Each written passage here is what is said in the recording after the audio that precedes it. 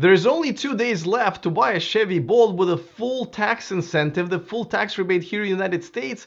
After 2 days, what's going to happen is the same that happened to Tesla. That incentive is going to be cut in half. But unlike Tesla, Chevy is absolutely refusing to lower their price. And we're going to talk about that. What does it mean for Chevy Volt moving forward, especially with all of these competitors coming on the market? But don't worry, I am not going to do this by myself. Tom Moloughney in the plugged in segment that we're having every Friday here is going to be helping me out. All of this is coming up next. Taking over the world, electrifying the world, E4 Electric. Welcome to E4 Electric, your number one source of unbiased electric car news. If this is your first time here, all you have to do is click on that subscribe button so you don't miss anything moving forward, but most importantly, become a part of this community. All right, as you guys know, Tom is my guest of his pretty much own segment here. We're calling it Plugged In, and he is going to be talking about one of the hottest topics that there is out there on Inside EVs. He is an InsideEVs.com contributing writer, and it's very interesting because Chevy might end up in a bit of a pickle. All right, now before I bring Tom in, of course, I want to remind you guys that this video and this channel is sponsored by Accelerate Auto, the extended warranty from the third party that you guys been waiting for a long time for all electric cars, including Tesla Model 3, up to 125,000 miles coverage, only $100 deductible, and for you guys, specifically for my audience, there's a $100 off discount code. Check it out in the description of this video, and that's where you should also find the link, depending on your state, to apply for this pretty cool product. All right, without further ado, I'm going to bring in Tom, and we're going to discuss this little dilemma that Chevy is finding themselves in. Tom, welcome to the show once again. Good afternoon, Alex. Hey, all right. So, give us a little bit of background here, and tell us why this is important for Chevy. Because it looks like, they might have a bigger problem on their hand than they already do. Well, yeah, Chevy's kind of in a tough spot with the Bolt right now. For the first time, there's really tremendous competition in this segment. And at the same time, they're starting to phase out their tax credit. So as you mentioned earlier, there's been in the news. We did an article on this on Inside EVs on how GM states that they're not lowering the price of the Bolt. So, you'd get a lot of responses from people saying, well, that's ridiculous and it's not competitive. And it's not that bad because when you think about it, working through the dealer network, they don't have to lower the MSRP to lower the effective price of the car, which quite honestly, they've been doing all along. They've been putting cash on the hood for a while now, and there's going to be more cash on the hood, in my opinion. And that seems to be what Jim Kane, spokesman for GM, said to Reuters when he was asked about this recently. He said that it's much easier for them to work with their dealer network in response to market conditions than it is for them to have a policy and lower the selling price across the board. So, loosely translated, we're going to be putting some cash on the hood, and that don't pay attention to that MSRP. It's going to be available for much less than that. And quite honestly, they have to do that. The Bolt sales have been decreasing rather steadily since the car was first introduced in December of 2016. In 2017, Chevy sold about 2,000 Bolts per month. In 2018, that dropped down to 1,500 a month. And in 2019 now, for the first 2 months, they averaged 1,000 a month. So 2,000 a month, 1,500 a month, 1,000 a month. That's a pretty rapid decline. And that's without a lot of steady competition in that space. $35,000 or so, 35, 37,000, 200 plus mile EV. Now you've got the Model 3 with their recent price reduction although that's not really available yet. You can order it, but nobody's gotten that vehicle yet, and it seems like that might be held up for a couple months. We'll have to wait and see on that. There are But reports that people are getting the $37,000 version, and there are a couple of videos. But yeah, $35,000 sighting has not happened yet. right, and you could argue that the $37,000 one is more appropriate for a comparison to the Bolt, because the Bolt is in that $37,000 price range, and it also the $37,000 Model 3 has 20 more miles of range, which puts it right about even with the Bolt. So you could say that a competitive Model 3 is available now. Okay, but look past that, and the Hyundai Kona is starting to show up in dealerships now. I was just at a Hyundai dealership here in New Jersey yesterday, and they got 3 of them in.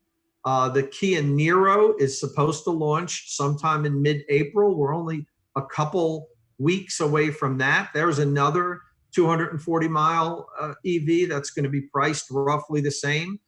We've got the Nissan Leaf E Plus now that has 226 miles of range, basically within a couple $100 of the Bolt's MSRP. So there's actually 4 vehicles now that are direct competitors with the Bolt for about the same cost, and they all have about the same range.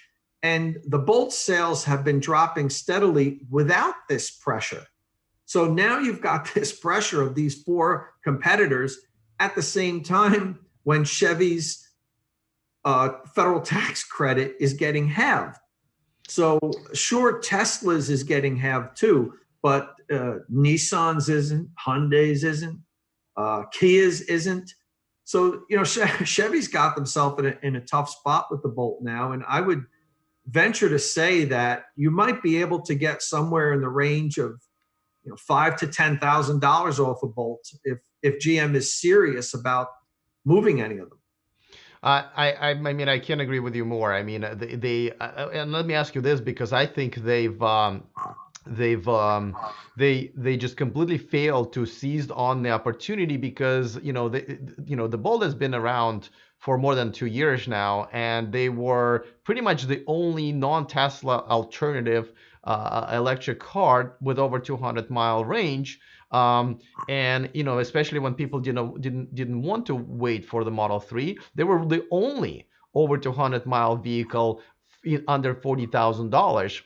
And instead of selling tons and tons of them, they did absolutely nothing. And do you think, and I know we keep talking about it all the time, I mean, do you think they don't want to sell this car like at all? And if so, I mean, I know they're selling it at a loss, but at some point you're going to have to say, oh, listen, you're selling it at a loss because you're not making it on a larger scale, and you're not making it on a larger scale because you're not drumming up the demand. Well, it's a catch-22, but figure it out. You're a big manufacturer, invest some money like everybody else. What do you think about that? Well, you are right. And GM has said on a few occasions that they don't make money on the Bolt, that it's sold at a loss. Now, it hasn't been, I don't believe it was like an official statement, but I've been to all the trade shows, and we've heard GM representatives say that the Bolt does not make money, and so you don't. What's that old adage about? We'll sell more of them to make up on the loss. It doesn't work that way. You just lose more money, and I'm sure GM has a sales forecast or a sales goal that they want to hit. And it does get tied back to their ZEV credits that they need. There's a certain amount that they need. And I don't think that they're very enthusiastic about selling more Bolts than the amount that they absolutely need to. First of all, it's a bad business deal to sell a car that loses money. The Bolt's a good car. I like the Bolt. I almost bought one a few years ago. But the fact of the matter is, if they're not selling it at a profit, then there's very little incentive to spend more money on marketing and really try to push it and sell more of them. how does everybody else do it? I mean, there are plenty of legacy manufacturers, and mentioned Hyundai and Kia that also are not producing that many of those, but they understand that that's the future. They're able to figure out how to do it. Like, why Chevy's attitude is different? It's not like they have a different type of a problem. It's the same problem, isn't it? Yeah, it is. But you say, well, how does everybody else do it? Quite honestly, nobody else was doing this when the Bolt came out other than Tesla. As well, you said before, they were the only game in town that came out with this 60 kilowatt hour battery. You had manufacturers like, BMW saying this, we can't put a bigger battery in the car. They cost too much. It would have to sell a little hatchback for $50,000 or $60,000 to break even. And Tesla has a different plan. They have a different economies of scale. They make so many batteries. It's all they do. They've driven down the cost of the cells to they were paying much less than all the manufacturers for a while. I think they're still paying less now. But what Chevy did with the Bolt was unique. They came out and sold this, made this long range car way ahead of everybody else. Now we're just now. It's more than 2 years after the Bolt came out, and we're just now getting the Hyundais and the Kias and Nissan to come out with a car that has a 200-mile range, other than Tesla, of course. So, the Chevy did do something unique. Now, why haven't they been able to reduce that cost? I'm sure they have been able to. I would bet the battery packs cost less today than they did when they first introduced the car in late 2016. How's Hyundai and Kia doing it with their 200 plus mile vehicles? I don't know. Maybe they're losing money too on them. It's hard to say. They have to start selling these cars, so maybe they're going to make just as many as they have to, like GM has, and just kind of sprinkle them out there for compliance. It's no secret that many of these cars that come out are really compliance cars. Now, people are going to comment and complain that I'm using the word compliance loosely, and I do use it more loosely than most people. There's different levels, in my opinion, of what a compliance car is. I don't think the Bolt or the Kona or the Nero EV is like the Chevy Spark as far as a compliance car, or the Toyota RAV4 EV. Those cars, the only purpose was to just make the absolute minimum for compliance. I think that there's also vehicles that the manufacturer invests more in to try to make it a better vehicle, to try to offer more utility. But really, the driving force behind the whole reason they made it was because they had to for regulation. Well, so I mean, if you, I was showing some of the B-roll footage, and by the way, that picture that we're showing, this is a picture that you took yourself, and I think this is the better picture than any of the press pictures I have seen. Chevy released on their own, including the video. Like, this is the video that I'm showing, right? This is the only one that I found on their press in their press archives, and even the video looks like they almost like don't want you to look at the car, right? It just bores you to death immediately. And what do you even notice in Right. this video? You tell me, what do you notice in this video, right? It's not the car, I'll tell you that much, right? So so okay, fine. So what do you think their choices are right now, and what do you think they're actually going to do? Well, I think they need to continue to lobby to have the tax credit overhauled. I don't know how successful they'll be, and we know they are lobbying, and I would fully support an overhaul of the federal tax credit the way it's set up now. When they developed it back in, I think 2007, 2007, I think is when they started the language. I don't think we really understood where the electric vehicle market was going, and back then, a 4 kilowatt hour battery, which is the smallest size battery you can have for to qualify for the EV federal tax credit, that was a good size battery. And in today's market, it's just puny. It's as far as I'm concerned, we should change the federal tax credit. And I'm not the only one that said this. I'm not trying to say that I've invented all these ideas. These have been spoken many times by many other electric vehicle advocates and experts. And but the three main pillars that I think we need to address is the tax credit should get changed to a point of sale rebate. I think that would be fantastic. I think that we need to change the minimum requirements. I'd push it all the way up to 10 kilowatt hours and give a 25 kilowatt hour, a 2,500 federal tax credit for a 10 kilowatt hour battery, and then maybe a $5,000 tax credit for a 20 kilowatt hour battery. But I'd make the full tax credit require at least a 30 kilowatt hour battery, whereas today it's only 16 kilowatt hours. You know, I don't know if you know that China just cut their incentives in half, and now they're only going to apply it to cars that get more than 250 mile range, which actually not a bad idea at all. Just kind of push the innovation forward. Yeah, I'd much rather see them stick with battery size than range, because what that does is it would incentivize manufacturers to just stick a big battery in a tiny little dinky car, because it would get more range. We in this country here in the U.S., we want crossovers, we want SUVs, we want pickup trucks. You're never going to get a big full. Well, I won't say never, but you know, it's hard to get a big full-size pickup truck to have 250 miles of range. So I wouldn't want to punish a manufacturer that came out with a pickup truck, even if it could only go 175 miles or 200 miles, because it has 75 or 80 kilowatt hour battery pack. So I would like to see the trigger still be kilowatt hour, but push it way up. And then finally, we really need to consider pooling the tax credits rather than having 200,000 for each manufacturer.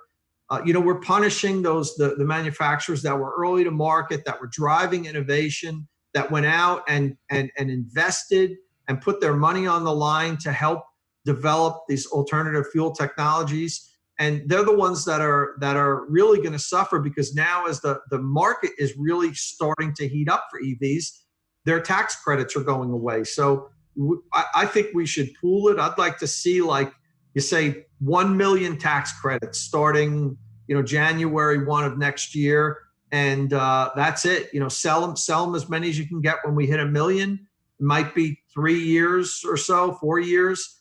I don't think we'll need the tax credit in 2023 or 2024. I think we're only about 4 years, possibly 5, from having cost parity and just not needing the thing anymore. Yeah, So no, I mean, I think you're preaching to a choir, but I mean, and I think most people would agree with you, myself including. But the bigger question is, what should I understand they should continue lobbying for this. Everybody should. But what, let's say, if you are, you know, the CEO of Chevy tomorrow, which by the way I would never actually be opposed to, but you know, what would you do? Like, what would you do with the Chevy Volt? Would you decrease the price? Would you give some incentives? Like, what are you going to do now that this car essentially went up in price?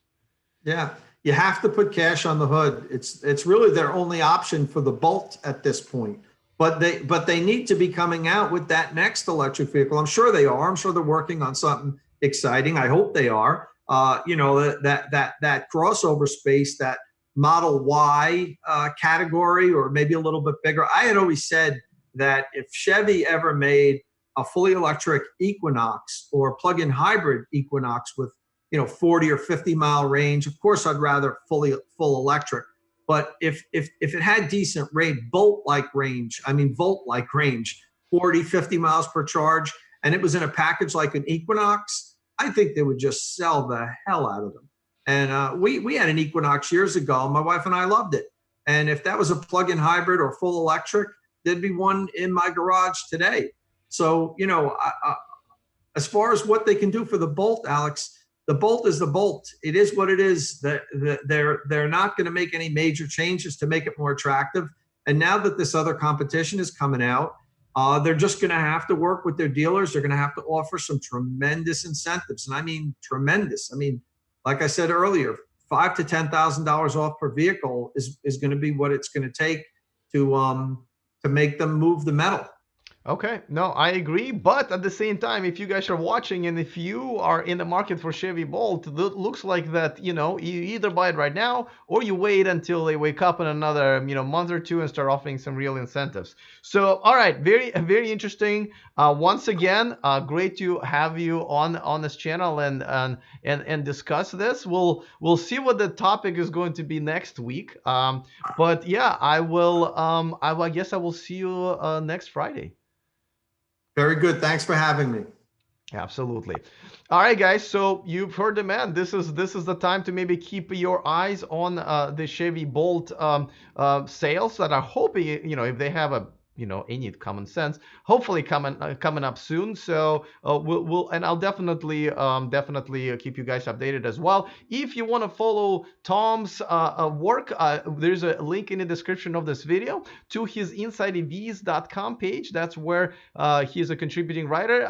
Each video here that we make on this channel is actually makes its way to Inside EVs with his articles. So it's definitely pretty cool to check that out. By the way, I want to give a quick shout out to one of my newer Patreons, Boris Iodzov. I should really know how to pronounce his name because I'm Russian, but I have not. Sorry about that, Boris, but thank you so much for becoming one of my newer Patreons. This is the only place where you guys can watch me live. And thank you to all of you guys for supporting me and contributing to this independent YouTube channel. If you want to become a part of my community over there at patreon.com, all you have to do is go to the description of this video. There's a link there as well. It's pretty simple, actually.